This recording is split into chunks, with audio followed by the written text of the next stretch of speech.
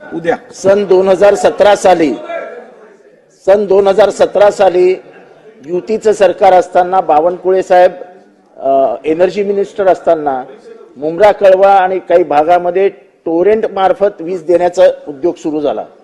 अध्यक्ष महोदय, आता जवळजवळ 2007 वर्ष होत आली, तेव्हाही तेच सरकार होतं, आताही तेच सरकार आहे. अध्यक्ष महोदय, इतकी भरमसाठ बिलं येत आहेत, याबद्दल आम्ही वारंवार तक्रारी करतो. माननीय मुख्यमंत्र्यांनी आश्वासन दिलं होतं की उच्चस्तरीय समिती नेमून याची चौकशी करू. बिल भरता येत नाही. एका घरात एक फॅन आहे आणि बिल 4000 रुपये. अध्यक्ष महोदय, हे जे बिलचे प्रकार आहेत, हे जे मीटर बदलण्याचे प्रकार आहेत, ह्याच्यात फसवाफसवी चालते. त्यामुळे शासनाने ही बाब गांभीर्याने घ्यावी.